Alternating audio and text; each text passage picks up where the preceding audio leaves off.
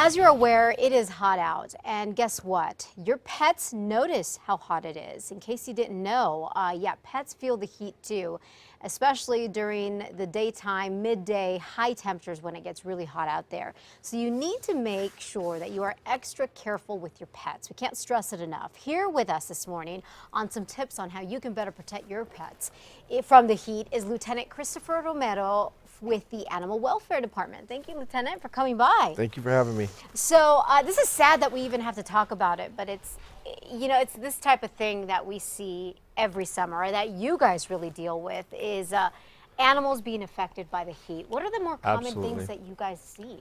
Well, obviously during this time of year, the calls for animals being left in vehicles really picks up. We get a lot of calls for that. Yeah. We still get, neglect calls that the dogs are being left in the backyard without shade, without water. But the animals left in the vehicles really is one call that really picks up during the warmer months. Yeah, it skyrockets, I can imagine. Just in case you may not realize, I mean, the heat in your car, it almost doubles in many cases. I mean, how hot can it get in a car, for example? Well, the temperatures are going to rise rapidly. Yeah.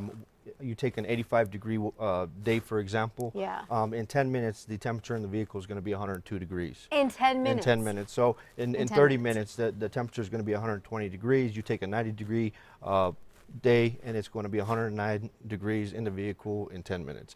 And, wow. there's and today, it's going to be in the mid-90s. Right. Today is going to be an extremely hot day. Okay, so what can folks at home, what do they need to know to avoid, obviously don't keep the animals in the car. I know, what I see sometimes is they'll leave the animals in the car and they'll roll down the windows. Right. That's not even a smart thing to do. Right. No, absolutely not. When I described to you the 85-degree weather, I mean, I was describing that with the windows slightly rolled down.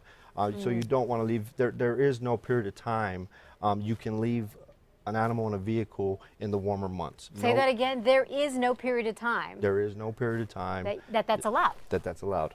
Absolutely right. So what happens? Is this considered animal cruelty? Or animal abuse or something like that? Yes, absolutely. It's got its own separate ordinance, but it can be, start to elevate into an animal cruelty situation. Wow. And then that is a punishable offense. That can result in fines or jail time. And in an extreme situation, can result in a 4th-degree felony that can be, result in imprisonment or. It's a serious. Absolutely. This is a serious thing. I know you touched on it just a moment ago, but if you have pets at home, what are some things that you need to know? Shade, water are a must. You want to try to limit your exercise to mornings and evenings. With the dog, when it's cooler. Sure. And try to adjust the intensity or the length of time that you're going to be exercising your pets. Now, would you encourage folks at home to report anything that they may see that, if they see someone doing something or they see an animal left perhaps maybe neglected? Absolutely. We need the community to give us, the community, really the eyes are our eyes out there. Yeah. And we need them to call either 911 if it's an emergency or 311 if they want to report it directly to us so we can respond. All right. Thank you so much, Lieutenant Christopher Romero from the Animal Welfare Department. Very good reminders, I mean, unfortunately, we see this type of thing every summer. But thank you very much for that. For more information, by the way, go to our website, casa.com, click on the CASA blog, and we've got that recap for you there.